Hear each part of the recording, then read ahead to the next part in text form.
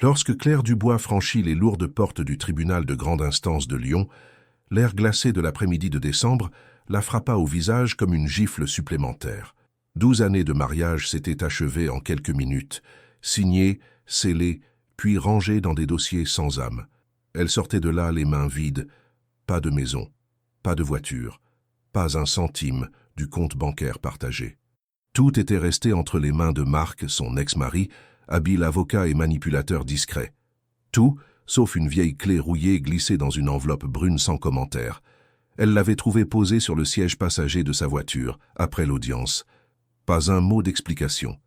Juste une étiquette délavée attachée au trousseau, sur laquelle on distinguait à peine les mots « La ferme de Saint-Rémy ». Elle n'en avait jamais entendu parler. Et pourtant, Marc avait mentionné une fois, presque en riant, une propriété lointaine, abandonnée depuis des années, soi-disant bonne à raser. Un trou à rats, avait-il dit. Une relique sans valeur héritée d'un oncle lointain. Assise dans son appartement vide, Claire passa la nuit à tourner la clé entre ses doigts.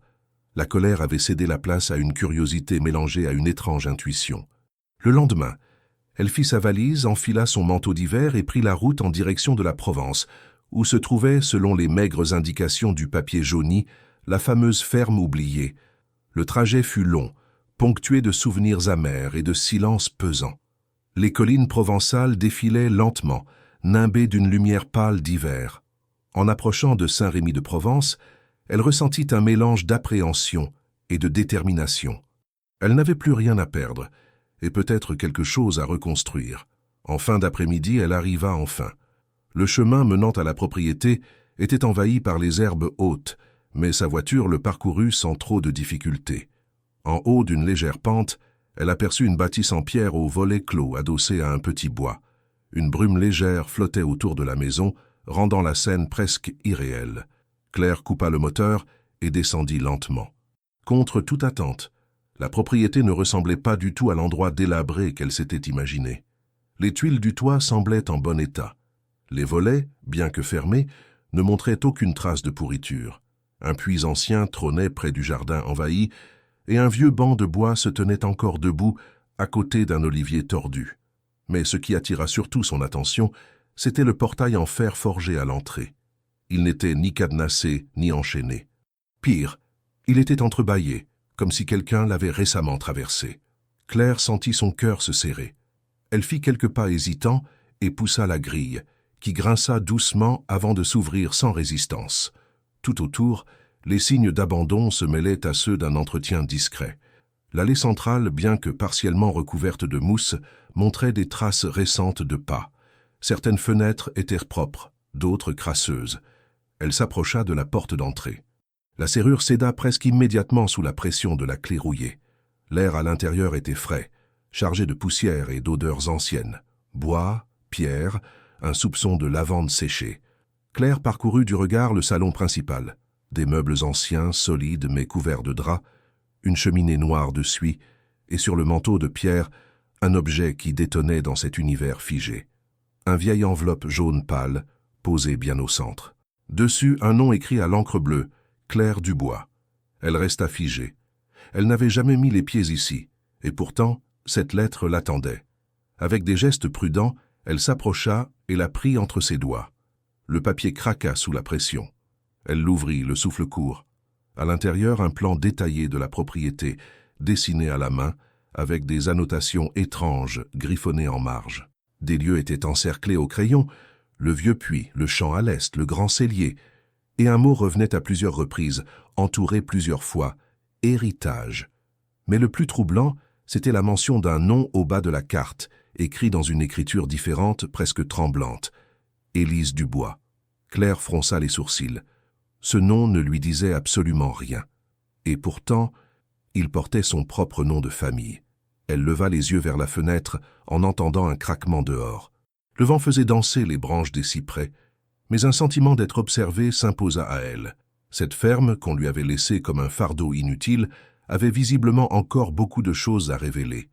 Le lendemain matin, le froid sec de la campagne réveilla Claire avant même que la lumière ne filtre pleinement à travers les volets entr'ouverts. Elle s'était endormie sur un vieux canapé, emmitouflée dans un plaid poussiéreux trouvé dans un des coffres du salon. Le silence régnait dans la maison, mais elle percevait dehors le murmure lointain du vent qui courait à travers les collines et un bourdonnement discret d'activité invisible. Elle se leva, engourdie, et ouvrit l'une des fenêtres. Le soleil hivernal baignait la propriété d'une lumière blanche presque tranchante. La bâtisse était entourée de vignes endormies, de terres arides en attente du printemps, et d'un calme étrange, trop ordonné pour être le fruit du seul hasard. Le portail en fer forgé, celui-là même qu'elle avait trouvé entrouvert la veille, était désormais grand ouvert. Claire n'en croyait pas ses yeux. Elle se rappelait clairement l'avoir refermé, ou du moins l'avoir laissé entrouvert comme elle l'avait trouvé, mais pas dans cette position. Elle enfila son manteau et sortit, ses bottes crissant sur le gravier figé par le givre. Les traces de pas dans l'allée s'étaient multipliées depuis la veille. Ce n'étaient pas les siennes. Elle partait du portail et faisait un aller-retour jusqu'à la porte principale. Quelqu'un était donc venu entre-temps, et cela sans rien voler, sans rien déranger de visible à l'intérieur. Le sentiment d'intrusion la frappa de plein fouet. Elle retourna rapidement dans la maison, verrouilla la porte derrière elle et alla chercher le plan qu'elle avait trouvé la veille. Elle l'étala sur la grande table de la cuisine et l'examina à la lumière du jour.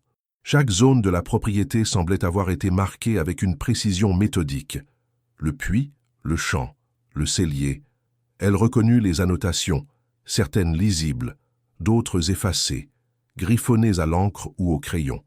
Des flèches pointaient vers des lieux spécifiques, comme si l'auteur du plan avait voulu guider quelqu'un à travers une série d'étapes précises. Mais ce qui attira soudain son attention, c'était un cercle à peine visible en bas à gauche de la carte, dans un coin que Claire n'avait pas encore exploré. Il était noté « Remise nord, verrouillée ». Elle n'avait pas vu de remise la veille, ou alors elle ne l'avait pas identifiée comme telle. Elle se saisit de ses clés, glissa le plan dans sa poche et sortit à nouveau. En contournant la maison, elle repéra enfin une petite structure en pierre, partiellement recouverte de lierre et coincée entre deux arbres. C'était bien la remise. La porte en bois était intacte, mais visiblement ancienne. Un cadenas rouillé pendait encore à la poignée, inutilisable. Claire força la porte avec une vieille barre de fer trouvée près du puits. Après plusieurs minutes d'effort, la serrure céda dans un craquement sourd.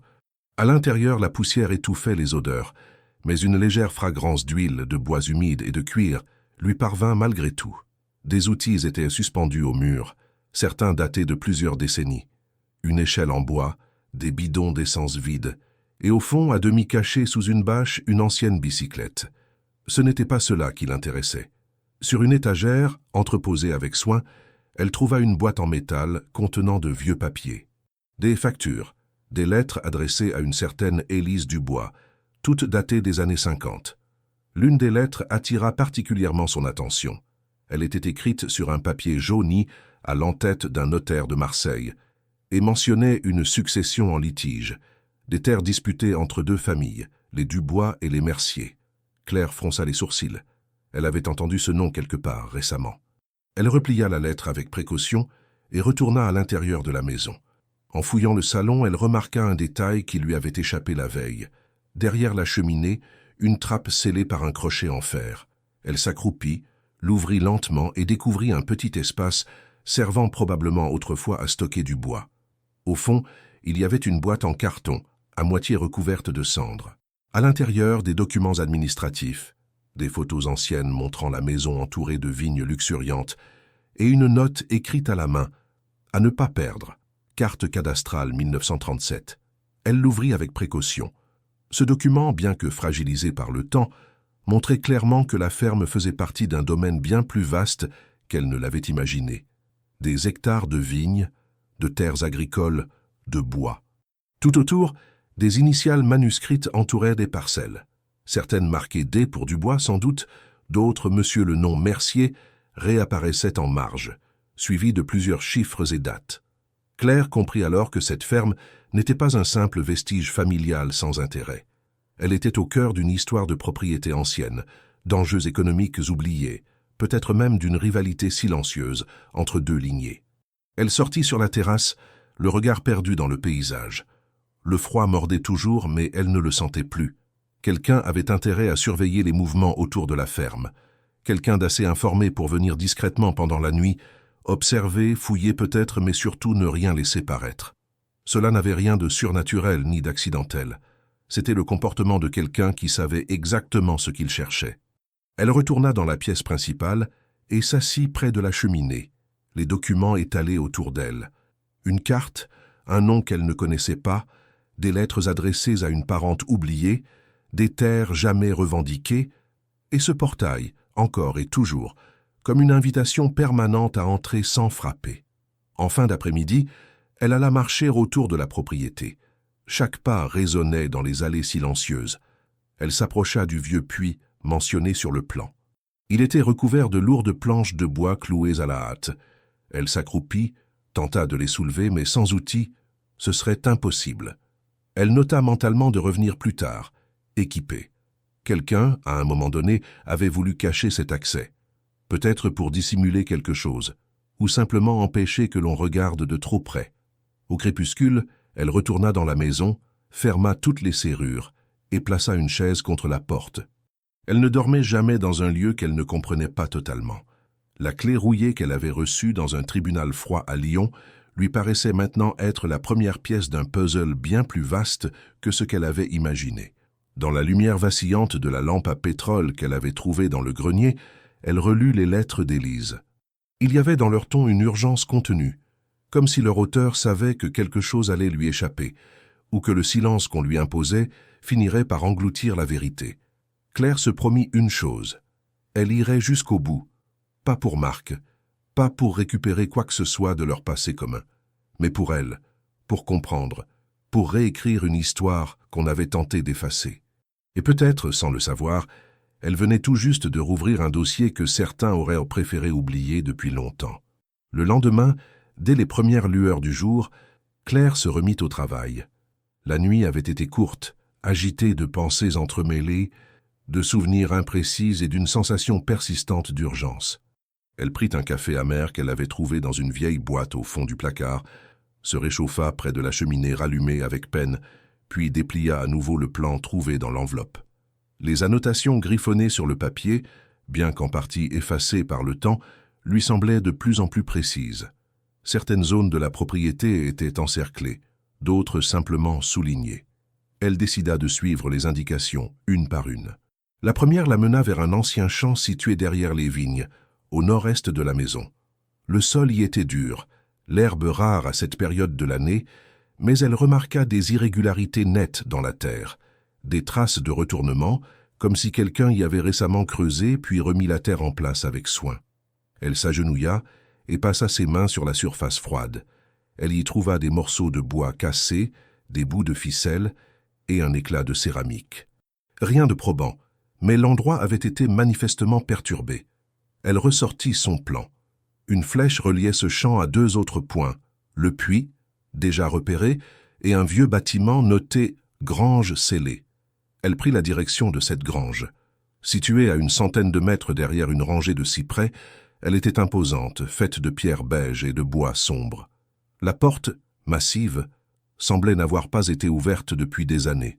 Pourtant, autour du seuil, le sol était dégagé, sans mousse ni feuilles, comme si quelqu'un venait régulièrement vérifier l'entrée. Claire tenta d'ouvrir, en vain. La serrure résistait, rouillée, mais intacte. Elle retourna à la maison, fouilla les tiroirs, les étagères, les recoins du sous-sol, jusqu'à ce qu'elle mette la main sur un trousseau de clés oubliées dans un pot de confiture vide. Elle les essaya une à une sur la serrure de la grange, et à la 5e tentative, un déclic sourd se fit entendre. La porte s'ouvrit lentement. L'intérieur était plongé dans l'obscurité. Une odeur de paille moisie et de bois humide flottait dans l'air.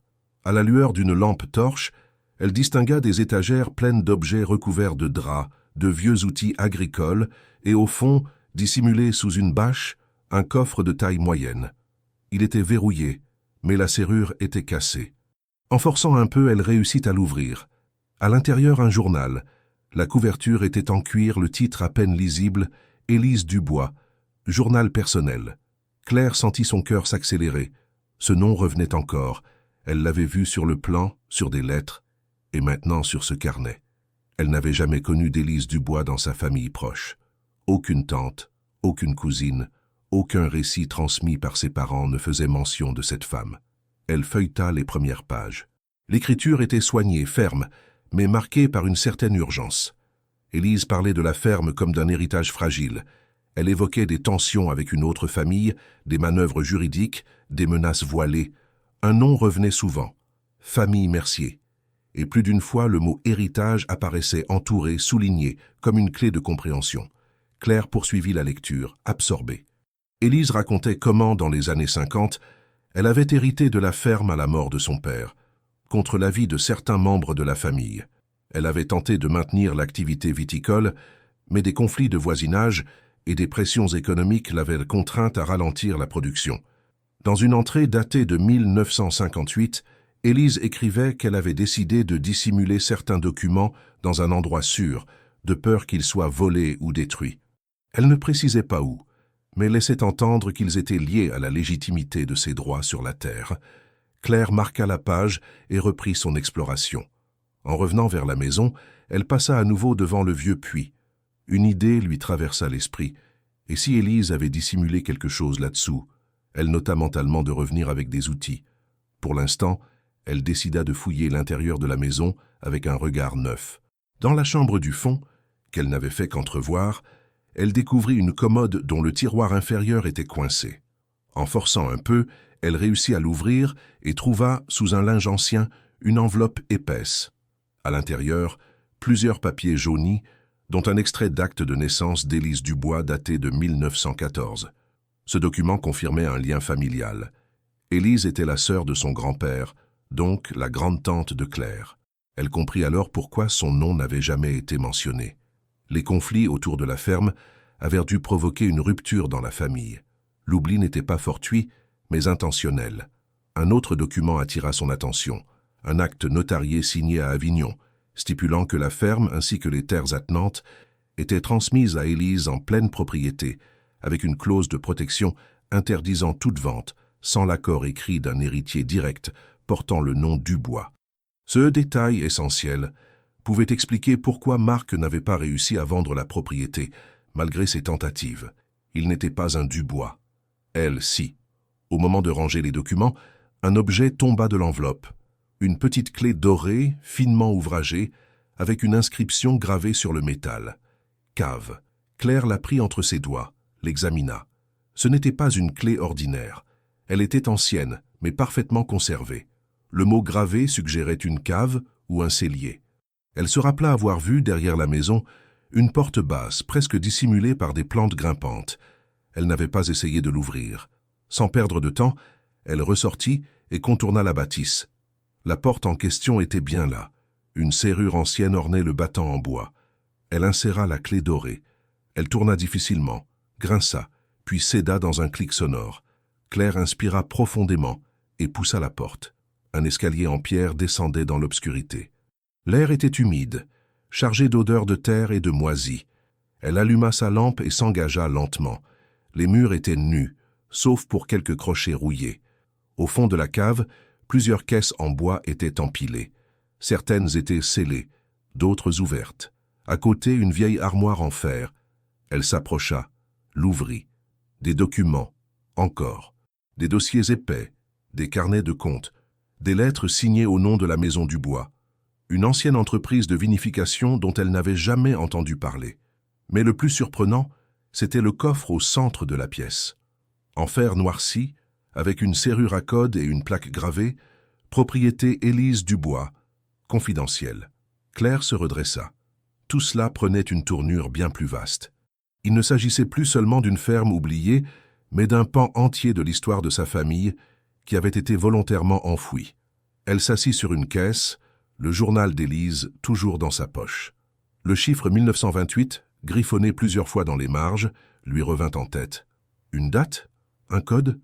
Elle observa le cadran du coffre. 4 chiffres. Et si Élise avait laissé cette trace exprès? Mais elle hésita à tenter le code. Une erreur pourrait verrouiller le mécanisme. Elle devait en être certaine.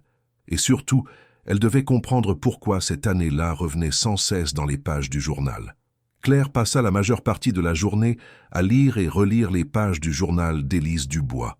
Assise à la grande table de la cuisine, Elle avait disposé autour d'elle tous les documents trouvés jusque-là, les lettres du notaire, les extraits cadastraux, les annotations sur le plan, et maintenant ce journal qui semblait contenir la clé de tout. Chaque page révélait une facette différente d'Élise, à la fois déterminée et prudente, lucide sur les enjeux de sa situation. Elle y parlait de la gestion de la propriété, des difficultés à maintenir les activités agricoles dans un contexte économique de plus en plus hostile, mais aussi des pressions exercées par une autre famille, les Mercier, qui semblait convoitiser les terres des Dubois depuis au moins 2 générations. Une entrée en particulier datée du mois d'octobre de l'année 1958 attira son attention. Élise y racontait un événement troublant, une tentative d'intrusion dans la cave, des traces découvertes au petit matin et des papiers déplacés. Elle avait alors décidé de transférer certains documents et objets personnels dans un endroit plus sûr, mentionné uniquement comme le lieu du bois scellé. Claire comprit que ce lieu pouvait bien être la grange dans laquelle elle avait trouvé le journal, une cache secondaire, conçue pour détourner l'attention du véritable cœur de la propriété, la cave et son contenu. Mais au fil des pages, un autre thème apparaissait. Élise évoquait une longue lutte juridique entamée dès la fin de la Seconde Guerre mondiale, une contestation de la validité de l'héritage reçu de son père, porté par un cousin éloigné et appuyé, de manière étonnante, par des membres influents de la famille Mercier. Elle notait dans un passage rageur que certains des actes notariés originaux avaient disparu mystérieusement des archives de la mairie de Saint-Rémy. C'est ce qui l'avait poussée à conserver elle-même des doubles dans la cave, verrouillés et dissimulés. Claire se sentait submergée. Chaque découverte ouvrait un pan de l'histoire familiale dont elle ne soupçonnait même pas l'existence. Le nom Dubois, qu'elle portait sans y penser, s'avérait chargé d'un poids historique qu'on lui avait caché toute sa vie. Et cette Élise, éloignée mais désormais familière, semblait avoir tenté de transmettre quelque chose à travers les années, à défaut de pouvoir le dire directement. Elle retourna dans la cave, munie du journal, de la clé dorée et de sa lampe. L'endroit, bien que silencieux, était oppressant. Elle alluma de nouveau la lampe torche et s'approcha du coffre. Le chiffre 1928 revenait plusieurs fois dans les écrits d'Élise. Elle parla de cette année-là comme d'un tournant. C'était l'année où son père avait officialisé la création de la Maison Dubois, une entité viticole qui regroupait les terres de la famille sous une seule bannière commerciale. Cette date marquait aussi l'achat de plusieurs hectares de vignes dans les collines avoisinantes, acquisition qui avait suscité les premières tensions avec les Mercier, selon ses mots. Claire entra le code. 1, 9, 2, 8, lentement, presque cérémoniellement, puis tourna la manivelle du coffre. Un déclic sourd se fit entendre, puis un second, plus profond. Le mécanisme s'ouvrit. À l'intérieur, des piles de documents soigneusement empilés, liés par des rubans et classés. Sur le dessus, une enveloppe Kraft portant une étiquette écrite à la main. Document de propriété, domaine Dubois. En dessous, des dossiers plus anciens, des lettres signées de la main du père d'Élise, des certificats d'exploitation agricole, et, dans un écrin de velours élimé, 2 bouteilles de vin. Elle portait une étiquette ancienne, jaunie par le temps. Cuvée Élise, réserve spéciale, 1936. Elle les manipula avec précaution, consciente de leur valeur potentielle. Un autre dossier, plus volumineux, était marqué du mot « litige ». Elle l'ouvrit et découvrit la copie d'une procédure judiciaire datée de 1954, opposant Élise à un homme nommé Armand Mercier, qui réclamait la restitution de terres prétendument cédées à sa famille dans les années 20. La justice avait tranché en faveur d'Élise, faute de preuves suffisantes de la part des plaignants. Pourtant, dans une note manuscrite ajoutée à la fin du dossier, Élise écrivait « Il ne renoncera jamais, il veut ce que mon père a construit, mais la terre reconnaît son sang. » Cette phrase, bien qu'émotive, résonna en Claire.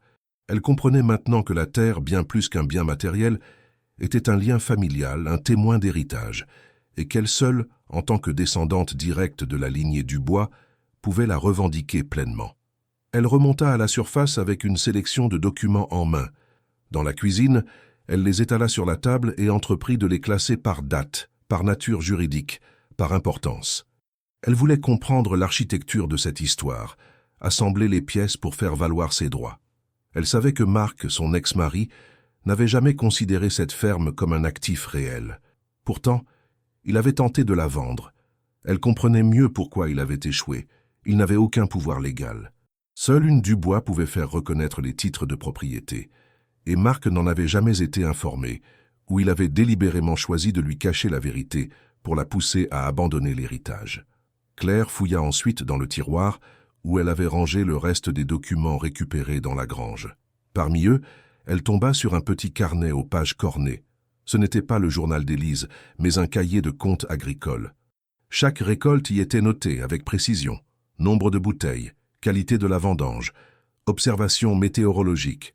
Mais à la fin, une page différente, une carte grossière dessinée à la main, représentant la ferme et ses alentours. 3 croix marquaient des endroits précis. L'une correspondait à la cave, l'autre à la grange, et la dernière à un point situé au-delà du champ qu'elle avait exploré la veille, près d'un petit bosquet. À côté, un mot inscrit à l'encre noire, « héritage ». Claire comprit que tout n'avait pas encore été découvert. La cave, aussi précieuse soit-elle, n'était qu'un fragment de l'ensemble. Il restait encore des lieux à inspecter, des archives à lire, peut-être d'autres preuves à rassembler. Elle sentit en elle une énergie nouvelle. Ce qui avait commencé comme une curiosité alimentée par le désespoir devenait maintenant une mission de restitution. Non pas pour accumuler des richesses, mais pour rétablir une vérité effacée. Elle s'autorisa à se détendre un instant. Assise près de la fenêtre, elle regarda les vignes dénudées par l'hiver. Elle imaginait les générations de sa famille qui avaient foulé cette terre, planté, taillé, vendangé, bâti un nom que personne ne portait plus avec fierté. Son père n'avait jamais mentionné la propriété, sa mère non plus. Une omission qui n'était pas anodine. Était-ce par ignorance ou par volonté d'oublier un passé jugé trop lourd? Claire n'avait pas la réponse. Mais elle savait désormais que ce silence ne durerait plus. Elle allait faire parler la terre, les papiers, les pierres. Et ce que Marc avait voulu balayer d'un revers de main en lui donnant une vieille clé rouillée allait devenir l'instrument de sa propre renaissance. Le lendemain, dès le lever du jour, Claire se rendit à nouveau dans la cave. L'air froid et l'odeur de pierre humide ne la perturbaient plus. Chaque recoin de cette maison lui devenait familier, comme si la mémoire d'Élise avait décidé de ressurgir par couches successives. Cette cave, jusque-là un simple débarras oublié, avait désormais une valeur considérable, non pas seulement pour son contenu, mais pour ce qu'elle représentait. Un nœud d'histoire, un carrefour de décisions prises dans l'ombre des conflits familiaux et des tentatives d'effacement. Elle avait passé la soirée précédente à inventorier les documents sortis du coffre. Tous les papiers portaient des dates allant de 1928 à 1960, période pendant laquelle la Maison Dubois avait fonctionné comme un domaine viticole actif, reconnu dans la région. Des factures d'achat de tonneaux, des correspondances avec des distributeurs à Marseille et même à Bordeaux, ainsi que plusieurs certificats de qualité attribués aux vins produits sur place. C'était un passé productif, mais méthodiquement effacé, sans doute après la fermeture du domaine. Claire plaça les 2 bouteilles de cuvée Élise dans un coin sûr, puis s'attaqua à l'exploration des caisses restées fermées. Elle en ouvrit une première. Des registres comptables, tous soigneusement remplis. Une deuxième, des étiquettes anciennes, vierges, prêtes à être utilisées, portant le blason des Dubois, avec la mention « Appellation Saint-Rémy contrôlée ».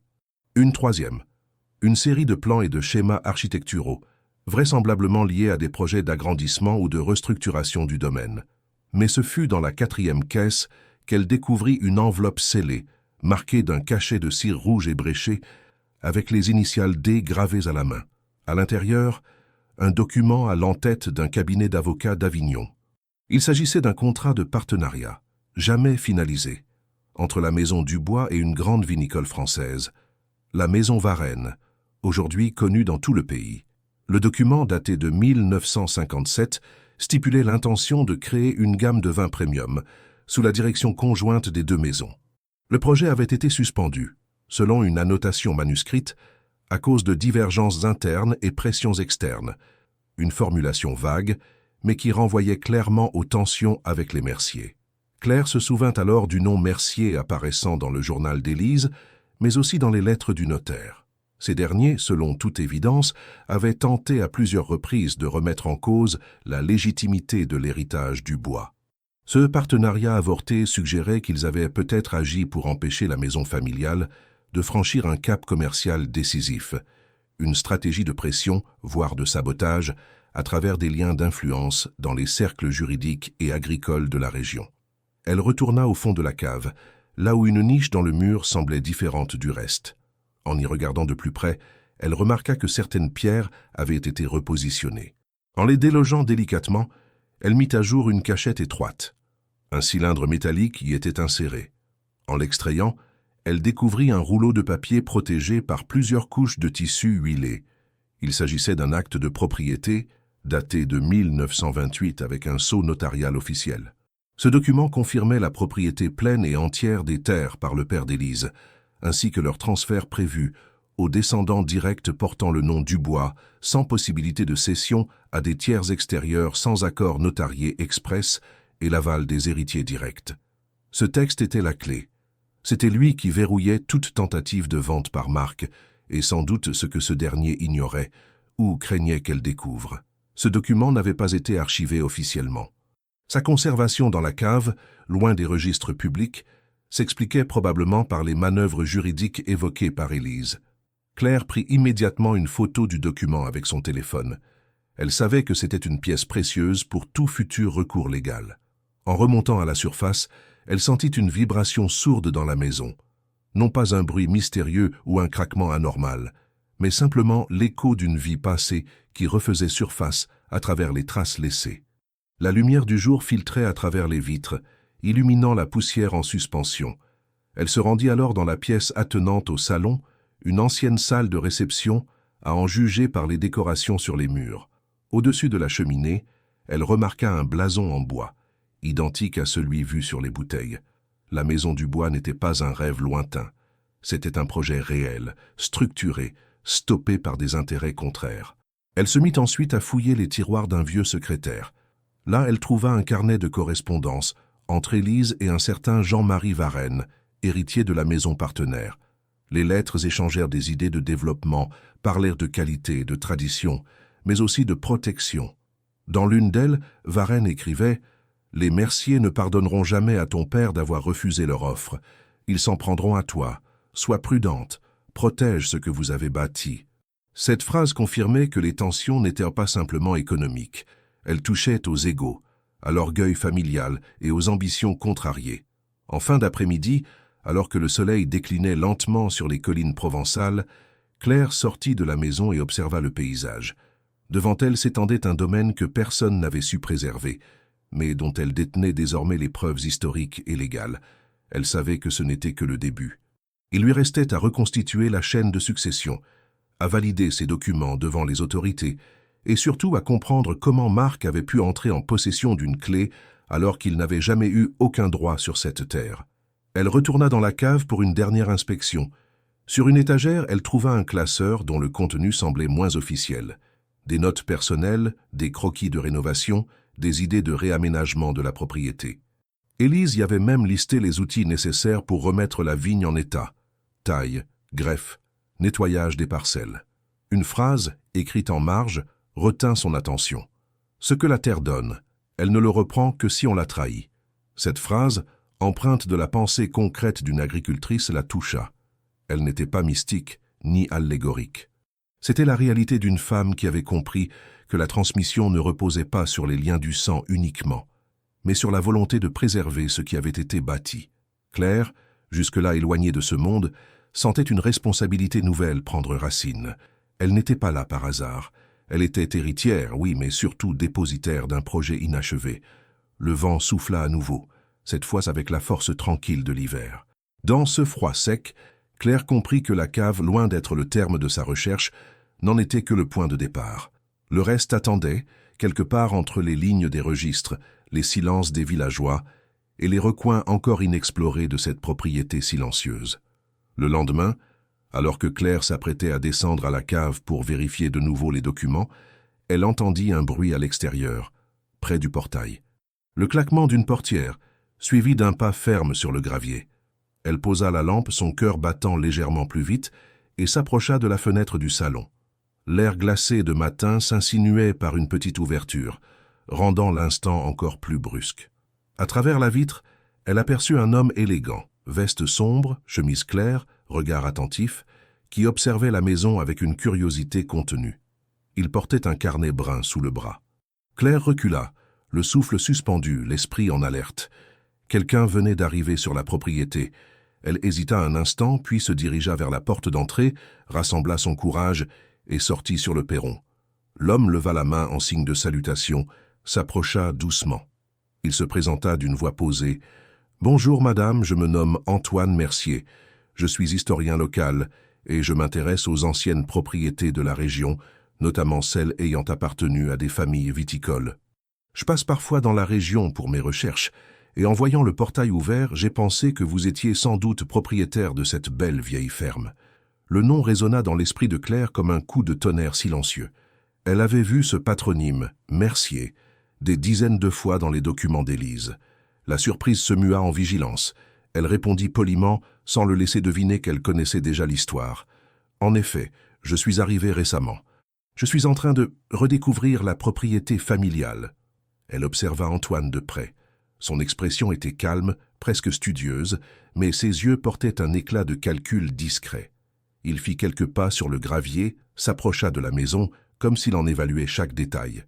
Antoine expliqua qu'il avait vu des ruines ou des vieilles bâtisses reprenant le nom de Saint-Rémy dans certains registres d'archives, et que cela l'avait conduit à chercher sur le terrain. Il dit être passionné d'histoire rurale, de vignobles anciens, de patrimoine oublié. Il demanda si Claire accepterait de lui montrer l'intérieur, pour le cas où elle serait d'accord que l'on perpétue la mémoire du lieu, avant que le temps n'efface définitivement ce qui restait. Claire sentit une tension interne. Elle n'avait aucune confiance en cet homme. Pourtant, elle avait besoin d'alliés, quelqu'un capable d'authentifier les vieilles bouteilles, d'expliquer la valeur historique des documents, peut-être d'aider à reconstituer les archives perdues. Elle répondit qu'elle était en plein inventaire, qu'elle n'avait pas encore pris de décision. Elle l'invita néanmoins à faire un tour à l'extérieur, sur le perron, pour discuter. Assis sur un vieux banc de pierre, entourés des cyprès figés par le froid, ils échangèrent des banalités d'abord. L'histoire des vignobles de la région, le climat, les difficultés de maintenir une terre en vie. Antoine avait une voix douce, presque rassurante, mais Claire percevait l'absence de franchise. Elle lui posait des questions précises, sur ses raisons, s'il avait des intentions particulières, et il répondait avec des détours élégants. Il évoquait sa passion pour la mémoire rurale, mais jamais un achat, jamais une revendication, jamais de mention directe du nom de famille Mercier ou des anciennes querelles. Il disait simplement vouloir documenter, préserver, aider. Quand il sut qu'elle avait déjà trouvé des documents anciens, des bouteilles anciennes, un coffre, il inclina la tête, approcha sa main, presque admiratif. « Une découverte remarquable », murmura-t-il. Il demanda s'il pouvait revenir avec des photographes, des experts. Claire sentait que l'offre cachait quelque chose d'autre. Pourtant, elle répondit qu'elle devait d'abord trier les papiers, consulter un notaire et peut-être contacter un avocat. Elle remercia Antoine pour son intérêt, mais refusa poliment toute visite supplémentaire pour l'instant. L'homme hocha la tête, prit quelques photos du bâtiment de l'extérieur, nota des dimensions, l'orientation des fenêtres, l'état des volets. Il garda ses distances, comme un chercheur respectueux, mais dans le silence de ses gestes, Claire sentit peser les années de rivalité entre les familles. Lorsqu'il s'en alla, elle resta immobile, le regard fixé sur la terre que l'homme venait de fouler. Elle se demanda combien de secrets il cherchait, combien d'intérêts dissimulés sous les masques d'héritage et de recherche historique. Toute la journée, Claire resta en alerte. Elle inspecta chaque pièce, fit le tour du jardin, des vignes, des bâtiments. À l'endroit où le portail grinçait, elle remua le gravier, cherchant d'éventuelles empreintes fraîches, mais tout paraissait sec, figé. Néanmoins, le fait qu'un homme non invité ait pu entrer sans laisser de traces visibles marquait un tournant. Elle comprit qu'elle n'était plus seule sur cette terre. Quelqu'un observait, quelqu'un savait. Le soir venu, elle alluma la lampe dans la maison et relut les lettres d'Élise, les actes notariés, les documents trouvés. Chaque nom, chaque date, chaque mention de la famille Mercier prenait un sens nouveau.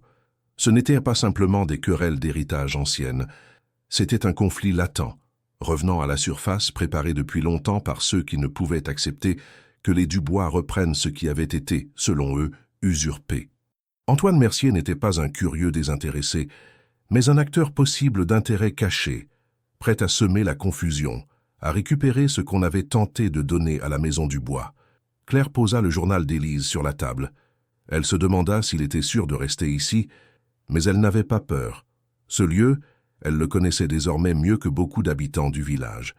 Elle savait que chaque pierre, chaque poutre, chaque document gardait mémoire d'un passé injustement effacé. L'arrivée d'Antoine ne la poussait pas à fuir. Elle la poussait à aller plus loin, à documenter, à sécuriser, à rendre publique l'histoire. S'il lui pensait qu'une visite timide suffirait à effacer les traces, il faisait erreur. Elle n'avait pas besoin d'un allié. Elle avait besoin de justice, donc mémoire. Elle passa le reste de la nuit à rédiger ses propres notes. Elle reproduisit à la main les schémas cadastraux, recopia les extraits d'actes, retranscrivit les passages importants du journal d'Élise. Elle plaça tout dans une mallette qu'elle verrouilla à clé. Elle arrangea également les documents qu'elle jugeait fragiles dans des pochettes plastiques. Puis, avant de dormir, elle verrouilla toutes les portes, enclencha les verrous, glissa les clés dans une enveloppe qu'elle cacha. Elle n'utiliserait plus la clé dorée avant d'être sûre de ce qu'elle savait et de ce qu'elle voulait entreprendre. À travers les volets clos, la ferme restait silencieuse. Mais Claire savait qu'elle n'était plus seule. Quelque part, dans l'ombre de la propriété, quelqu'un observait, calculait, attendait peut-être le bon moment. Elle n'en avait pas peur. Elle avait les preuves, la détermination et l'histoire d'Élise pour la soutenir. Et tandis que la nuit enveloppait la maison, elle sentit poindre une certitude. Cette terre n'était pas à vendre, n'était pas abandonnée.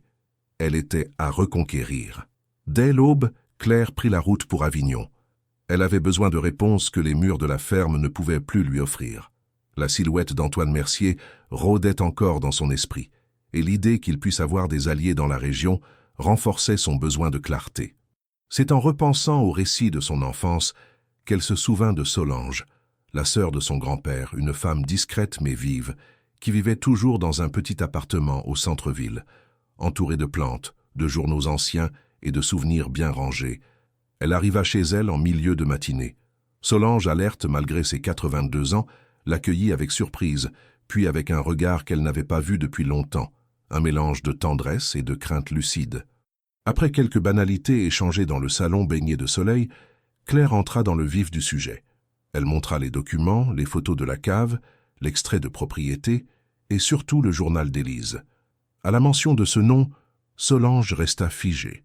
Son visage se durcit un instant, puis elle poussa un profond soupir. Élise était la sœur de mon père. Elle a été rayée de toutes les conversations après 1960. C'est comme si elle avait cessé d'exister. Je n'ai jamais su exactement pourquoi, mais tout tournait autour de cette ferme. De ce que j'ai compris, après la guerre, elle avait hérité du domaine, mais il y a eu des complications, des querelles avec la famille Mercier, des tentatives d'annulation d'héritage. On disait qu'elle était entêtée, qu'elle ne voulait rien céder, pas même une parcelle. Mon père disait souvent qu'elle avait refusé un chèque énorme des Mercier. Solange alla chercher un vieux carton, rangé dans le placard de l'entrée. Dedans, des lettres anciennes, des photos de famille, dont une où apparaissait Élise, souriante, dans les vignes. Elle portait un foulard clair, une robe simple, et tenait à la main une bouteille estampillée du blason des Dubois. Derrière elle, le paysage était clairement identifiable comme celui de la ferme. Claire sentit un frisson. C'était la première fois qu'elle mettait un visage sur cette femme qui l'avait précédée dans le combat pour ce territoire. Solange reprit « Tu sais, Claire, cette propriété n'a jamais été comme les autres. Mon père disait qu'elle avait été le poumon de la famille pendant plusieurs décennies. Le vin qu'ils y faisaient était respecté, vendu à Marseille, à Lyon. Puis un jour, tout s'est arrêté, et plus personne n'en parlait. La vérité, c'est que la famille avait honte. Non pas d'Élise, mais du fait de ne pas avoir pu la protéger. Claire écoutait en silence, enregistrant chaque mot. De retour à la ferme en fin d'après-midi, elle décida d'aller plus loin dans les recherches publiques. Elle consulta les archives de la commune voisine, Maillan, dont les registres cadastraux étaient mieux conservés. Là, dans les registres des années 1920 à 1950, elle trouva la confirmation. Le domaine du bois couvrait à l'époque plus de 30 hectares. Non seulement la ferme actuelle, mais aussi plusieurs parcelles de vignes aujourd'hui divisées entre d'autres propriétaires. Elle chercha les noms des acquéreurs. Une partie avait été achetée par des petits exploitants locaux. Mais plusieurs lots portaient un nom familier, Marc Chevalier. Marc, son ex-mari. Il avait entamé des années plus tôt des tentatives de rachat en son propre nom ou via des intermédiaires. Elle trouva même une requête de cession datant de 3 ans auparavant, déposée au tribunal de commerce de Tarascon, rejetée pour défaut de légitimité. Il avait essayé sans succès de vendre les terres qu'il n'avait pas le droit de posséder. Claire comprit alors que Marc savait. Il connaissait la valeur de cette propriété. Ce n'était pas une simple vengeance mesquine de la lui laisser au divorce. C'était une manœuvre de dernier recours, un geste désespéré après avoir échoué à s'en débarrasser. La clé n'était pas un fardeau, c'était une bombe désamorcée qu'il avait abandonnée. Elle retourna à la ferme au crépuscule. En ouvrant la porte du cellier, elle découvrit une chose étrange. Un clou de la porte intérieure avait été retiré. Elle se pencha. Quelqu'un avait tenté d'ouvrir le plancher. Elle monta immédiatement à l'étage, vérifia chaque pièce. Rien ne manquait, mais elle savait maintenant qu'elle était surveillée. Et plus que ça, quelqu'un avait pénétré la propriété. Elle inspecta le cellier en détail, y trouva les mêmes caisses intactes, mais l'une d'elles avait été déplacée de quelques centimètres. Un détail infime, mais suffisant pour confirmer ses soupçons. Elle ne chercha pas à deviner qui. Elle savait que seuls les Mercier ou Marc pouvaient avoir l'audace et la motivation. Elle se força à ne pas paniquer. Le seul moyen de gagner était d'anticiper. Le lendemain, elle appela un avocat à Arles, spécialisé en contentieux fonciers. Elle lui exposa la situation, envoya les documents scannés, les actes anciens, les lettres, les certificats d'exploitation. Il lui donna rendez-vous pour discuter d'une action officielle de reconnaissance de propriété et d'annulation de toute tentative de vente passée. Il insista pour qu'elle sécurise les documents dans un lieu sûr, extérieur à la maison, ce qu'elle fit immédiatement. Elle s'équipa ensuite d'un système de sécurité rudimentaire, capteur de mouvement sur les entrées, verrou supplémentaire et caméra portative connectée à son téléphone. Elle voulait une trace de chaque mouvement autour de la ferme. Elle prévint aussi la mairie de sa présence sur la propriété, en tant qu'héritière légitime, et demanda un entretien avec le maire pour exposer ses droits et obtenir une reconnaissance locale. En parcourant à nouveau les terres à l'est, Claire retrouva un vieux panneau de bois à moitié enseveli, domaine viticole Dubois, récolte spéciale.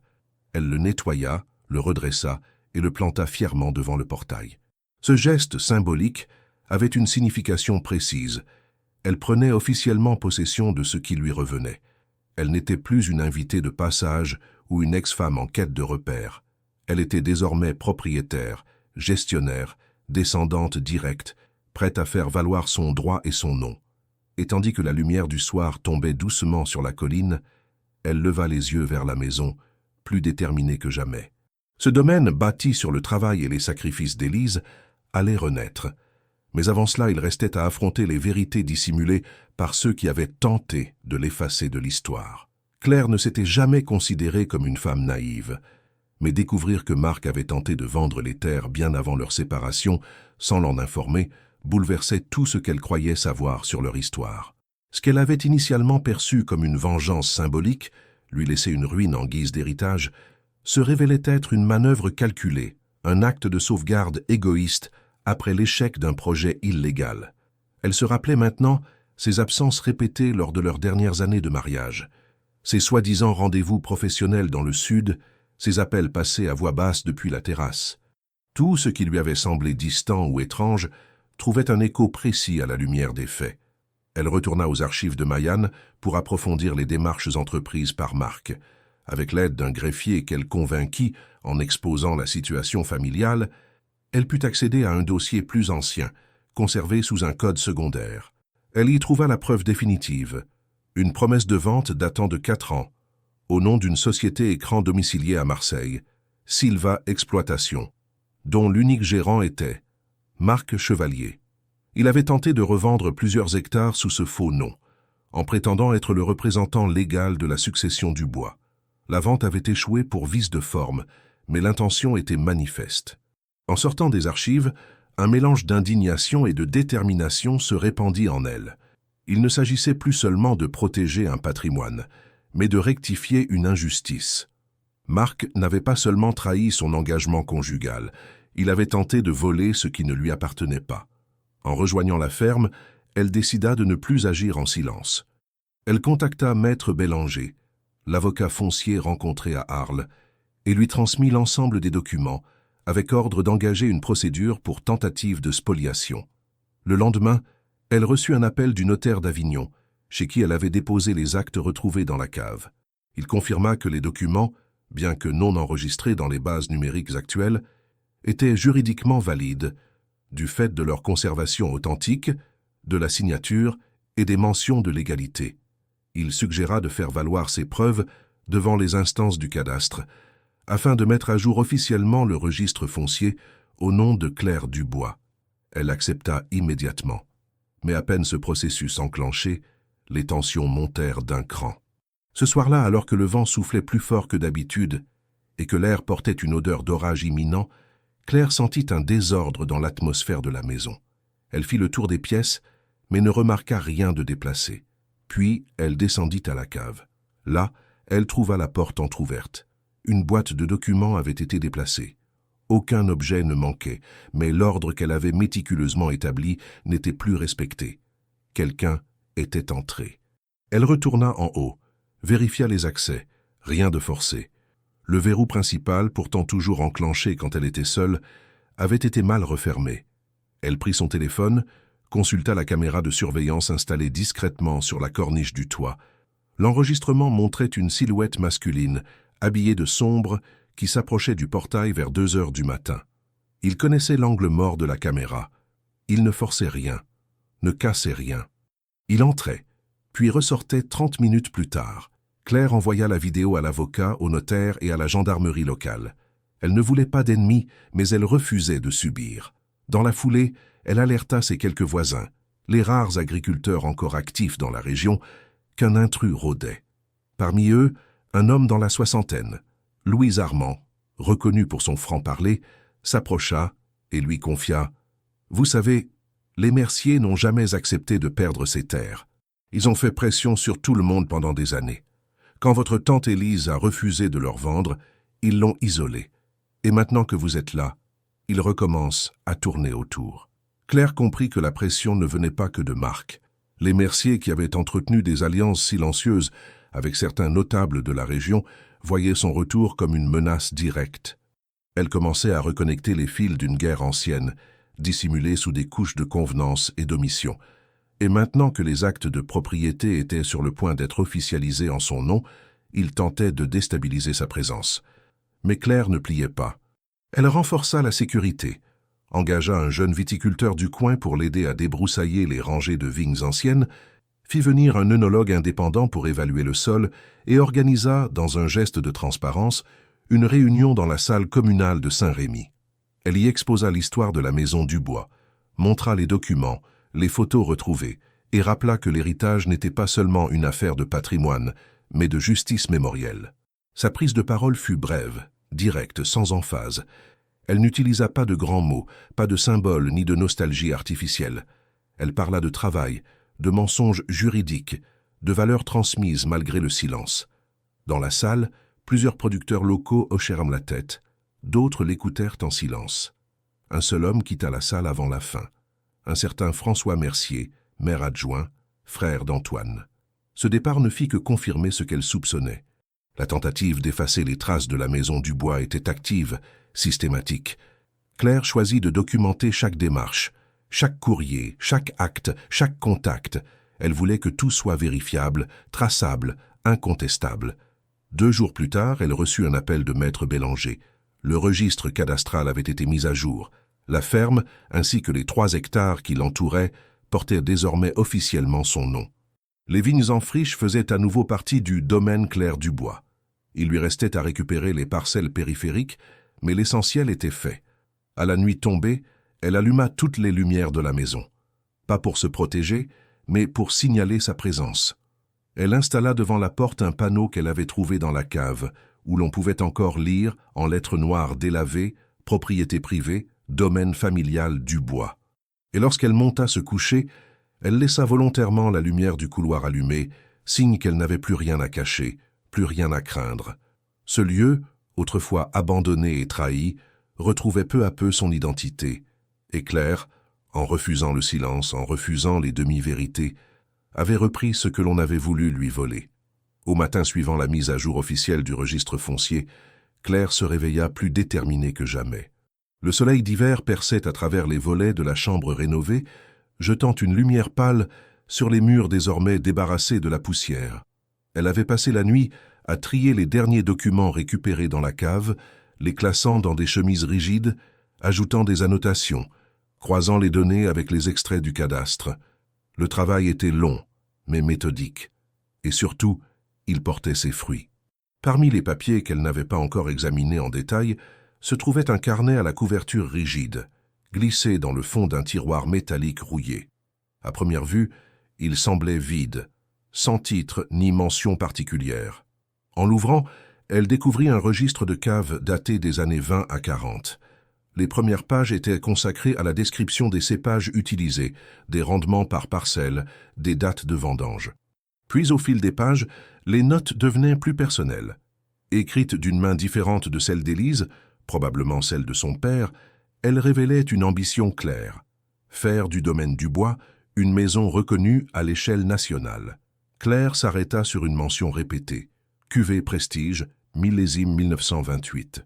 Ce millésime semblait revenir de manière obsessionnelle dans plusieurs registres. Elle fit le lien avec le code qui avait ouvert le coffre de la cave. C'était plus qu'une date.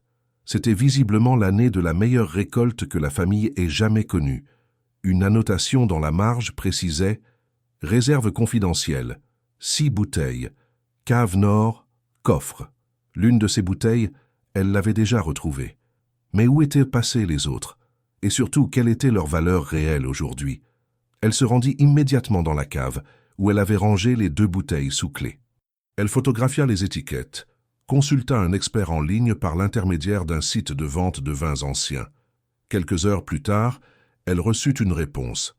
Selon les premières estimations, ces bouteilles, si elles étaient bien conservées, pouvaient atteindre plusieurs milliers d'euros pièce auprès de collectionneurs ou de maisons de vente spécialisées. Mais ce n'était pas le montant qui intéressait Claire, c'était la reconnaissance. L'existence de ces bouteilles était une preuve tangible que le domaine du bois avait produit du vin de grande qualité, connu et recherché, bien avant l'oubli organisé par la rivalité avec les merciers. Elle photographia également le contenu du coffre, les contrats, les lettres, les étiquettes originales. Elle constitua un dossier numérique qu'elle envoya à un journaliste local, connu pour ses articles sur le patrimoine viticole de la région. Elle ne cherchait pas la publicité. Mais elle comprenait que l'histoire du domaine devait être réintégrée dans le récit collectif, ne plus dépendre uniquement des documents officiels, mais s'inscrire dans la mémoire publique. Quelques jours plus tard, un article paraissait dans un journal régional. La renaissance oubliée du domaine du bois. Le ton était sobre, les faits bien présentés, et Claire y apparaissait comme l'héritière légitime d'un domaine autrefois prestigieux. Mais la presse attira aussi les regards qu'elle aurait préféré éviter. Le même jour, un courrier arriva, non timbré, glissé sous la porte. À l'intérieur, une feuille blanche, sans signature, avec quelques mots écrits en majuscules. « Vous n'êtes pas la seule à revendiquer ce droit ». Claire lut la phrase sans ciller. Elle s'y attendait. L'article avait réveillé les tensions, mis en lumière une vérité que certains préféraient garder enterrée. Elle contacta immédiatement son avocat, lui transmettant la lettre. Maître Bélanger confirma que ce genre de message n'avait pas de valeur juridique, mais il suggéra néanmoins de renforcer encore la sécurité. Claire fit installer un portail automatisé, équipa la maison d'un nouveau système d'alarme et prévint la gendarmerie qu'elle recevait des menaces voilées. Elle retourna ensuite dans le coffre pour reconsidérer certains documents qu'elle avait initialement jugés secondaires. Parmi eux, un dossier à la couverture bleue, marqué d'un tampon administratif effacé. Il s'agissait d'un contrat de cession partielle, daté de 1950, entre Élise Dubois et un acheteur potentiel, un certain Henri Mercier. Le contrat n'avait jamais été signé. En marge, Élise avait écrit « Jamais, pas à eux ». Ce refus, symbolique mais clair, montrait que la tension n'était pas seulement économique. C'était une guerre de territoire, d'identité, de fierté familiale. Un autre feuillet, dissimulé entre les pages d'un classeur, révéla un élément nouveau. Il s'agissait d'une lettre, visiblement rédigée par Élise dans ces dernières années, adressée à une étude notariale de Marseille. Elle y décrivait son inquiétude quant à la disparition de certaines pièces d'archives, exprimait sa méfiance envers les autorités locales et suggérait qu'un accord tacite existait entre les Mercier et un magistrat de la région pour bloquer toute tentative de régularisation du domaine. Rien de prouvable immédiatement, mais suffisant pour comprendre l'ampleur de l'opposition. Enfin, au fond du coffre, sous un double fond dissimulé par un panneau de bois, Claire découvrit un dossier plus récent, marqué « Confidentiel, succession 1972 ». Il contenait la preuve qu'un descendant de la famille Mercier avait tenté, cette année-là, d'acheter la ferme via une société fictive. Le notaire de l'époque avait refusé d'authentifier la transaction, expliquant que la propriétaire, Élise, avait refusé toute vente sans condition de reconnaissance familiale. Le nom du demandeur était souligné au crayon rouge, Jean-Baptiste Mercier. Claire se rappela que ce nom était aussi celui du grand-père d'Antoine Mercier. La boucle commençait à se refermer. La famille Mercier avait tenté, à plusieurs reprises et sur plusieurs générations, de s'emparer du domaine par tous les moyens. Achat déguisé, alliance juridique, effacement de documents, intimidation. Elle s'assit un instant, le carnet d'Élise ouvert devant elle, les yeux fixés sur une phrase soulignée à l'encre noire. Seule la légitimité donne la légalité, et seule la mémoire donne la légitimité. Elle comprenait désormais le sens de ces mots. Posséder la terre ne suffisait pas. Il fallait l'incarner, la défendre, la faire revivre. Avec les preuves réunies, le domaine reconnu, la presse sensibilisée et la vigilance renforcée, Claire n'était plus simplement une héritière fortuite. Elle était devenue la figure visible d'une histoire enfouie, celle qu'on avait voulu effacer, mais qui revenait avec précision, méthode et transparence. Et tandis qu'elle refermait le coffre avec lenteur, elle sut que la confrontation ne tarderait plus. Cette fois, elle n'aurait plus lieu dans l'ombre des caves, mais sous la lumière des institutions. Car la vérité, désormais, ne pouvait plus être contenue. Le matin où Claire décida de confronter Antoine Mercier, l'air était plus sec que les jours précédents. La lumière rasante du soleil d'hiver dessinait des ombres nettes sur les murs de la ferme, comme si chaque angle devenait plus précis, plus tranchant. Elle n'avait pas dormi beaucoup, mais ce qu'elle avait préparé pendant la nuit dépassait toute improvisation. Dossier sous le bras, copie certifiée des actes notariés, preuve des tentatives d'achat frauduleuses, lettres anciennes, signées d'Élise, extraits cadastraux mis à jour. Elle était prête. Antoine accepta de la rencontrer dans un petit café discret à Saint-Rémy, situé à l'écart de la place centrale. Lorsqu'elle entra, il était déjà là, une tasse vide devant lui, regardant par la vitre d'un air faussement distrait. Il se leva, lui adressa un sourire poli, puis l'invita à s'asseoir. Claire ne perdit pas de temps. Elle posa immédiatement sur la table une chemise en carton, l'ouvrit et fit glisser les premières pages vers lui. Il les parcourut du regard, sans les toucher. Ce sont les actes officiels prouvant que la ferme et les terres attenantes m'appartiennent légalement. Toutes les tentatives de vente antérieures, y compris celles opérées par votre famille, ont été annulées ou déclarées illégitimes. Sa voix était calme, maîtrisée, mais ferme. Antoine ne répondit pas immédiatement. Il consulta les documents avec une lenteur mesurée, prenant soin de ne rien montrer. Puis il releva les yeux. « Vous avez fait votre devoir. J'imagine que cela vous donne un sentiment de victoire. » Claire soutint son regard. « Ce n'est pas une victoire, c'est une restitution. Et je suis ici pour vous dire que je n'ai pas l'intention de céder un mètre carré de cette terre. Pas maintenant, pas plus tard. » Antoine se redressa légèrement dans sa chaise. Il posa ses mains à plat sur la table. Son masque de neutralité glissa lentement. « Vous savez, cette histoire de terre, ce conflit entre familles, ce sont des erreurs anciennes, des entêtements absurdes. Mon grand-père pensait que votre arrière-grand-père lui avait volé une opportunité. Peut-être que c'était vrai, peut-être que non. Mais nous avons tous grandi avec cette idée. Cette ferme aurait dû être à nous. » Claire ne répondit pas tout de suite. Elle attendait ce moment. La reconnaissance implicite de l'objectif poursuivi depuis des décennies. Ce qui aurait pu être ne compte pas. Ce qui compte, c'est ce qui est. Et ce qui est, Antoine, c'est que vous êtes entré sur ma propriété sans autorisation, que vous avez tenté d'obtenir des informations sous prétexte de recherche historique, et que votre famille a manœuvré dans l'ombre pour racheter, faire pression, manipuler. Elle sortit alors un second dossier contenant les lettres anonymes, les copies des tentatives de vente, les photos de la caméra. Et si vous ou l'un des vôtres tentez à nouveau une approche illégale, je déposerai plainte sans avertissement. » Un long silence s'installa. Antoine resta immobile puis, dans un geste surprenant, se laissa aller contre le dossier de la chaise. Il soupira, longuement. « Alors permettez-moi une contre-proposition, une alliance. Vous avez la terre, vous avez la légitimité. Nous avons les contacts, les circuits de distribution, le savoir-faire technique. Vous pourriez relancer la Maison du Bois, officiellement, avec notre aide. Pas en vendant, mais en coopérant. Une société mixte, vous conservez le nom, vous dirigez le domaine, nous apportons l'infrastructure, vous auriez le contrôle. Et nous, une reconnaissance indirecte. » Claire resta interdite un instant. Elle s'attendait à une riposte, à une tentative de chantage, mais pas à cette proposition. Elle lut dans les yeux d'Antoine qu'il était sincère dans sa stratégie. Ce n'était pas une reddition, c'était une manœuvre pour garder un pied dans le jeu, un partenariat sous forme d'absorption, une alliance sous le couvert de la logique économique. Elle se redressa, referma le dossier, puis le rangea calmement dans son sac. Non.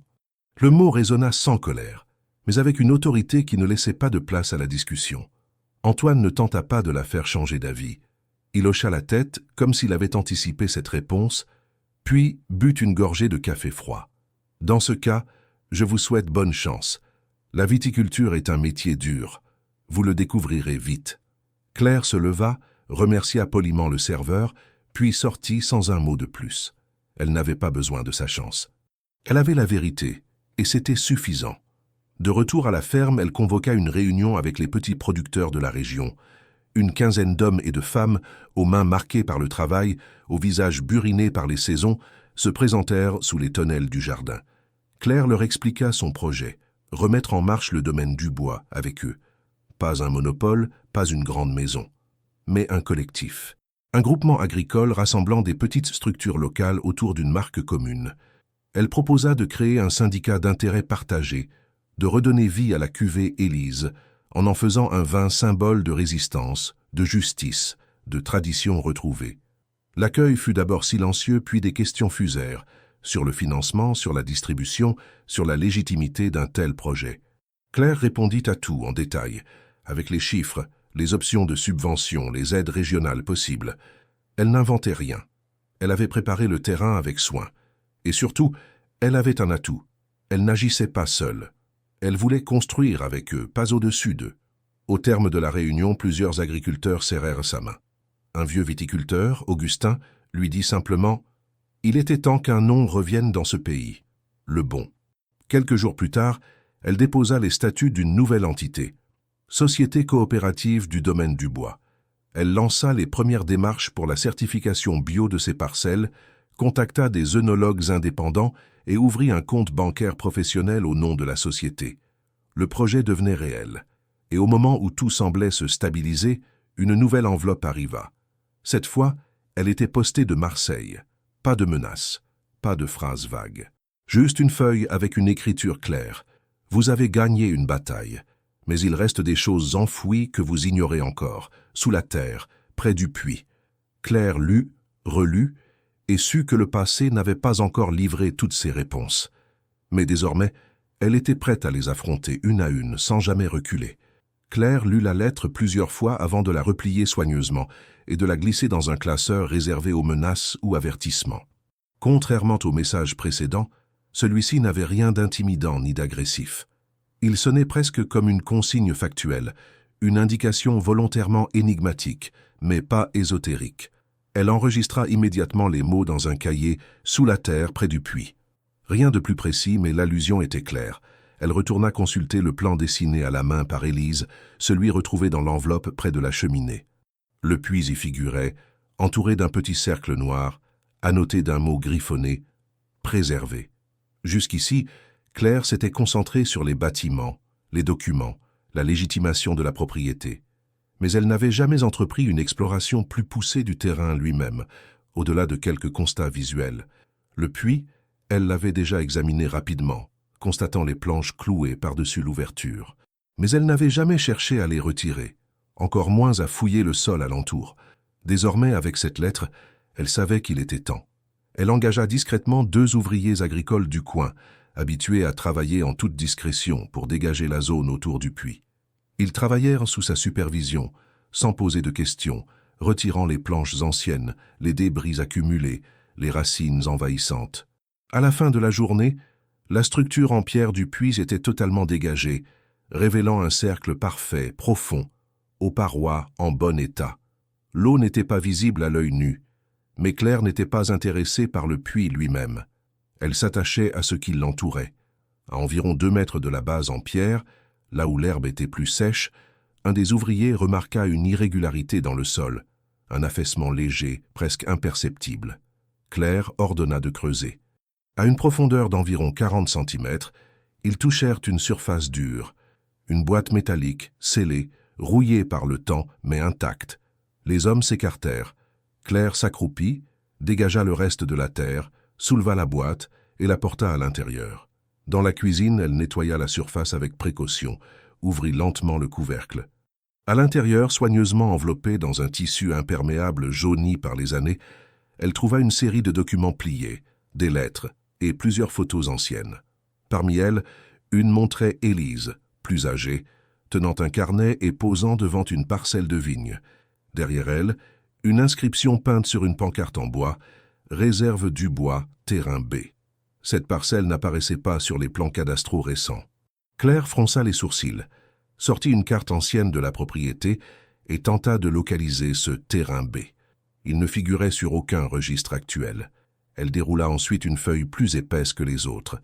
C'était une carte manuscrite, dessinée avec précision, représentant les contours de la propriété, avec des annotations en rouge. Certaines zones, déjà connues, étaient marquées comme « transmises » ou « vendues ». Mais une parcelle située au nord-est, près d'un petit bois abandonné, portait une indication claire, non déclarée, réservée Élise, à transmettre. Et plus bas, une note écrite d'une main tremblante, « Cette terre, oubliée par choix, attend d'être redonnée ». Claire comprit immédiatement ce que cela impliquait. Une portion de terrain jamais officiellement répertoriée était restée hors de toutes les tentatives de spoliation. Ni Marc, ni les Mercier n'avaient pu l'atteindre. Élise l'avait gardée secrète, sans doute pour y dissimuler des éléments essentiels, ou peut-être simplement pour qu'un jour, quelqu'un de la famille Dubois la redécouvre, loin du tumulte administratif. Elle retourna voir les ouvriers, leur donna des instructions précises. Ils passèrent 2 jours à débroussailler le bois au nord-est, suivant les indications de la carte. Finalement, ils dégagèrent un terrain rectangulaire d'environ 2 hectares, entouré de vieux piquets de vignes, certains encore intacts. À l'œil nu, le sol semblait stérile, mais un œnologue, venu sur place pour une évaluation indépendante, fut catégorique. Cette terre est en dormance, pas morte. Avec les bons soins, elle pourrait redevenir productive. C'est même une terre rare, peu exploitée depuis des décennies, donc préservée des excès de pesticides. Un trésor. Claire n'attendit pas. Elle enclencha une procédure de régularisation foncière. Aidée de son avocat et de son notaire, elle présenta les documents retrouvés, les photos, les correspondances d'Élise. Le processus serait long, mais possible. En parallèle, elle décida de mettre ce terrain au service du projet collectif, lancé quelques semaines plus tôt avec les petits producteurs. Elle les invita sur place, leur montra les nouvelles découvertes, expliqua l'histoire du terrain B et proposa qu'il devienne un symbole de la renaissance du domaine. Mais ce n'est pas tout ce que la boîte contenait. Dans un recoin, enveloppée dans un tissu plus épais que les autres, elle découvrit une pièce métallique ronde. Une pièce de monnaie ancienne, manifestement précieuse. Gravée d'un côté, un visage féminin entouré de feuilles de vigne. De l'autre, une inscription latine, « Solum veritas hereditas ». Claire la fit examiner par un antiquaire. Il s'agissait d'une pièce commémorative frappée pour célébrer les 100 ans d'un ancien ordre agricole provençal, disparu au début du XXe siècle. L'inscription signifiait « Seule la vérité est héritage ». Le symbolisme était fort, mais Claire s'y attacha uniquement pour ce qu'il représentait concrètement. La preuve que sa famille avait été liée à des réseaux agricoles bien plus larges qu'elle ne l'imaginait. Le domaine du bois n'était pas un simple lieu de culture. C'était un point de convergence de traditions, de résistance et de stratégie. Et cette pièce, soigneusement conservée, en était un témoin matériel. Dans les jours qui suivirent, les démarches administratives s'accélérèrent. Le terrain B fut reconnu comme appartenant historiquement au domaine, et Claire en obtint l'intégration partielle au cadastre. Elle fit apposer un panneau discret à l'entrée de la nouvelle parcelle. Réserve Élise, réhabilitée en 2025 par Claire Dubois. À aucun moment elle ne se laissa emporter par l'émotion. Elle ne célébra pas, ne communiqua pas dans la presse. Elle continua simplement le travail, consolidant chaque découverte, structurant chaque étape. Elle ne voulait ni reconnaissance symbolique ni hommage. Ce qu'elle cherchait, et obtenait peu à peu, c'était un territoire fonctionnel, juridiquement sécurisé, collectivement valorisé. Et lorsque le soir tomba sur le terrain défriché, elle resta seule un instant, observant les piquets fraîchement remis, les outils rangés, les sillons tracés. Elle pensa à Élise, à sa détermination, à ses silences. Elle pensa aussi à ce que la terre avait permis, une reconstruction, une revanche, mais surtout une reprise en main. Il ne restait plus rien à découvrir de caché. Ce qui venait désormais, c'était l'édification. Et personne ne pourrait l'arrêter. La reconnaissance officielle du terrain B comme partie intégrante du domaine Dubois fut validée moins de 2 semaines après le dépôt de la demande. Cette réintégration, bien que modeste en termes de superficie, symbolisait un point d'orgue dans le long processus de récupération entamé par Claire. Elle possédait désormais non seulement la ferme principale, mais également les terres historiques les plus fertiles et les plus stratégiques du domaine. Chaque mètre carré rétabli dans le patrimoine du bois était le fruit d'un combat méthodique, sans faille, mené avec rigueur et documents à l'appui. La coopérative qu'elle avait fondée quelques semaines plus tôt commençait elle aussi à porter ses fruits. Le bouche à oreille, les publications dans la presse locale, les soutiens spontanés de petits exploitants, tout cela contribuait à créer une dynamique réelle autour du projet.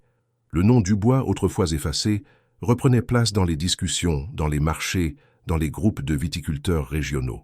Une nouvelle génération de producteurs y voyait la possibilité d'une relance hors des circuits traditionnels, dominés par les grands groupes viticoles.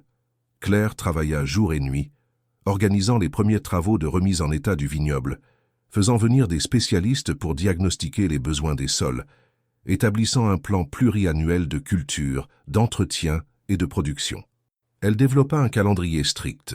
Plantation au printemps, première vendange dans 2 ans et d'ici là, lancement d'un atelier pédagogique ouvert au public, dans le but de reconnecter les habitants de la région à leur patrimoine agricole. Un matin, alors qu'elle supervisait le nivellement d'une des parcelles récemment débroussaillées, elle reçut un appel du notaire d'Avignon. Celui-ci venait de tomber sur un dossier oublié lors du tri des archives concernant la famille Dubois. Un dossier classé sous le nom d'Élise, mais jamais finalisé ni clos administrativement. Curieuse, Claire se rendit sur place le jour même. Le notaire lui présenta une liasse de documents datés de la fin des années 60. Parmi eux, une copie de testament manuscrit rédigé par Élise, jamais enregistré officiellement. Le texte, d'une page à peine, commençait simplement « Ce que je laisse ne vaut rien si l'on ignore ce qu'il représente ». Élise y évoquait non seulement les terres connues du domaine, mais aussi d'autres parcelles disséminées aux abords de la commune, dont certaines n'étaient plus exploitées depuis des décennies. Elle y listait, de mémoire, les noms des exploitants qui les avaient cultivées à une époque, des liens familiaux oubliés, des promesses de transmission non tenues. Claire, en comparant ces éléments avec les cartes cadastrales contemporaines, comprit que plusieurs de ces terrains avaient été classés comme non revendiqués ou sans héritier connu. Autrement dit, ils étaient passibles d'être intégrés au domaine public ou attribués à de nouveaux acheteurs. Ce détail était capital. Elle fit immédiatement appel à son avocat pour demander une vérification des statuts fonciers de ces terrains. Une procédure d'attribution par héritage direct fut lancée sur la base du testament retrouvé, accompagnée de l'historique de filiation que Claire avait désormais solidement établi. Quelques jours plus tard, les premières réponses tombèrent. 2 des parcelles mentionnées par Élise, totalisant près de 3 hectares, n'avaient jamais été rattachées à un nouveau propriétaire. Claire en obtint donc la reconnaissance. Elles étaient situées dans une zone légèrement plus élevée, idéale pour la culture de cépages plus résistants. Elle les intégra immédiatement au plan d'exploitation du domaine, les classant comme « extension du bois, parcelle Élise ». Parmi les documents découverts chez le notaire, se trouvait aussi une série de lettres écrites par Élise dans ces dernières années, adressées à des amis, à des membres éloignés de la famille, à des anciens ouvriers du domaine. Ces lettres, jamais envoyées, témoignait d'un désir profond de transmission. Élise y écrivait qu'elle avait toujours espéré que quelqu'un, un jour, revienne pour faire revivre la terre, non pas pour l'argent, ni même pour l'honneur, mais pour la continuité du travail. Claire lut chaque mot avec la concentration d'une archiviste et décida d'en faire un petit livret qu'elle ferait imprimer à compte d'auteur et distribuer aux membres de la coopérative. Pendant que les démarches juridiques suivaient leur cours, la ferme continuait sa métamorphose.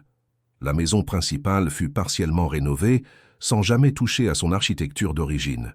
Le cellier fut réorganisé pour accueillir les réunions de la coopérative. La grange, quant à elle, fut convertie en atelier de stockage et d'embouteillage. Une zone d'accueil pour les visiteurs fut construite à l'arrière de la ferme, avec des panneaux explicatifs retraçant l'histoire du domaine, des Dubois, des conflits, mais surtout de la reconstruction. En parallèle, Claire établit un partenariat avec une école d'agriculture locale, permettant à des étudiants de venir en stage au domaine. Ils participeraient aux travaux, aux études de sol, à la plantation, mais aussi à la gestion administrative et juridique du projet. L'idée n'était pas seulement de relancer la vigne, mais d'en faire un modèle d'exploitation collective, durable et ancré dans la vérité historique. L'écho du projet dépassa rapidement les frontières régionales. Un article fut publié dans un grand hebdomadaire national, reprenant toute l'histoire, du divorce à la clé rouillée, des découvertes dans la cave aux tentatives d'intimidation, jusqu'à la renaissance du domaine. Le ton n'était pas héroïque ni sentimental. Il s'agissait d'un portrait sobre, précis, mettant en lumière une démarche de restitution intelligente et résolue. Claire y apparaissait non pas comme une héritière par chance, mais comme une actrice lucide d'un processus rigoureux. Marc tenta, à ce moment précis, une dernière intervention. Par l'intermédiaire d'un avocat marseillais, il adressa à Claire une demande de médiation sur les bénéfices futurs du domaine, prétextant un investissement moral lié aux années de mariage. La réponse de Claire fut immédiate et sans appel. Elle produisit les preuves de ses démarches en solo, les décisions juridiques validées, les tentatives de vente illégale de Marc et les menaces indirectes. L'avocat de ce dernier retira la demande avant même la première audience. Quelques jours plus tard, Claire reçut une nouvelle lettre, cette fois officielle. La préfecture du Vaucluse validait l'intégration complète des terres héritées au domaine enregistré sous le nom de Claire Dubois, exploitante principale. C'était la dernière pièce du puzzle foncier. Elle avait désormais un domaine complet, consolidé, juridiquement inattaquable. Elle organisa une réunion dans la salle du cellier, réunissant les membres de la coopérative, les collaborateurs, les ouvriers, les partenaires. Aucun discours grandiloquent. Elle lut simplement quelques lignes extraites du carnet d'Élise, puis elle déclara « Nous ne relançons pas un vin, nous continuons un travail, ensemble, pour de bon. » Et dans le silence respectueux qui suivit, chacun comprit que l'héritage était enfin complet. Pas une légende, pas un mythe. Une terre, des mains, des documents et une volonté qui avait traversé les décennies sans jamais plier. Le premier millésime de la nouvelle ère du domaine du bois n'était pas encore embouteillé, mais tout le territoire portait déjà les signes d'une renaissance concrète. Les rangées de vignes, autrefois envahies par les ronces et la végétation, étaient désormais parfaitement alignées, les sols enrichis naturellement, les piquets remplacés ou restaurés. Les premières pousses du printemps apparaissaient déjà sur les ceps taillés, signe tangible que le cycle de production reprenait. Mais au-delà de la production, c'était l'organisation même du domaine qui révélait l'ampleur du travail accompli par Claire. Chaque décision avait été fondée sur des preuves, des archives, des actes validés. Rien n'était laissé au hasard. Chaque centimètre carré de terre était rattaché à un document, chaque bâtiment était référencé. Chaque outil, chaque parcelle, chaque ancien contrat réinterprété avec précision. La ferme, la grange, le cellier, la cave, tout avait été repensé pour fonctionner de manière autonome mais cohérente. La structure coopérative permettait une mutualisation des ressources tout en respectant les spécificités de chaque producteur impliqué. Ce modèle hybride, entre tradition et modernité, était déjà observé avec intérêt par des institutions agricoles d'autres régions. Claire, sans jamais chercher à devenir une figure publique, avait acquis une autorité naturelle. Elle n'était pas celle qu'on applaudissait lors d'un discours officiel, mais celle vers qui on se tournait quand il fallait trancher, structurer, expliquer. Elle avait appris le vocabulaire juridique, les processus de régularisation, les dynamiques de marché. Elle connaissait les saisons, les cépages, les rendements optimaux. Mais plus encore, elle connaissait son terrain, intimement, en profondeur. C'était sa force. Marc, après le rejet définitif de sa tentative d'ingérence, n'avait plus donné signe de vie. Claire ne s'en souciait plus. Il représentait une époque révolue, un symbole de trahison et de désintérêt, et son éloignement définitif renforçait la propreté juridique et morale de l'entreprise. Les Mercier, quant à eux, n'avaient plus tenté de contact. Le projet de coopération mené par Claire, soutenu localement et institutionnellement, avait rendu toute opposition trop risquée, voire contre-productive. Les derniers vestiges de cette rivalité ancienne s'étaient dissous dans la transparence des démarches et la légitimité retrouvée. Le domaine du bois ne produisait pas encore de vin commercialisé, mais l'identité de la cuvée avait déjà été actée. Elle s'appellerait Élise. Non pas pour céder à un romantisme familial, mais parce que tout ce que Claire avait pu construire, consolider et projeter, s'était appuyé sur les documents, les choix et la mémoire de cette femme. Élise Dubois n'avait pas fondé un empire, ni bâti une dynastie, mais elle avait tenu bon. Elle avait protégé, dissimulé, documenté, anticipé. Sans cela, Claire n'aurait hérité que d'un champ vide et d'une clé sans destination. L'étiquette de la cuvée Élise fut conçue de manière sobre. Un blason hérité du sceau familial, une date, millésime à venir, et une phrase simple tirée d'un des carnets d'Élise. Ce que la terre donne, elle le reprend si on l'ignore. Pas de citation latine, pas de message obscur, juste une vérité concrète vécue et transmise. Au fil des mois, la ferme devint également un centre d'accueil pour des événements locaux, marchés de producteurs, ateliers d'initiation à la viticulture, visites pédagogiques. Une pièce de la maison fut transformée en petite salle d'archives où étaient conservés, sous vitrine, les documents fondateurs du domaine. Les visiteurs pouvaient y consulter les plans, les journaux, les lettres d'Élise, les décisions judiciaires, les cartes cadastrales d'époque. Tout était public, lisible, consultable. Aucune légende, aucune zone d'ombre. Le passé n'était pas sacralisé, il était documenté. 1 an après le début de la relance, Claire fut invitée à prendre la parole lors d'un forum régional sur la reconversion foncière et la valorisation des terres rurales abandonnées. Elle accepta, à condition que les membres de sa coopérative soient également présents. Lors de son intervention, elle exposa les faits, la déshérence juridique, la tentative de spoliation, la stratégie de documentation, la reconstruction du domaine. Aucun pathos, aucun élan lyrique, juste des données, des processus, des résultats. L'auditoire, composé d'agriculteurs, de juristes, de représentants de collectivités, prit la mesure du parcours accompli. De retour à la ferme, Claire fut accueillie par une nouvelle livraison, les étiquettes imprimées de la première série de bouteilles test. Le vin n'était pas encore embouteillé, mais les flacons étaient prêts. Elle prit l'une des étiquettes, la colla sur une bouteille vide et la plaça au centre de la cave, sur l'ancienne table en bois où elle avait découvert tant de preuves. Ce n'était pas un hôtel, c'était une transition. L'ancien cédait la place au présent. Le jour où la première vendange eut lieu, le domaine entier s'activa comme une horloge. Les coopérateurs, les ouvriers, les jeunes stagiaires de l'école agricole, les voisins, tous participèrent. Pas une main ne resta inactive.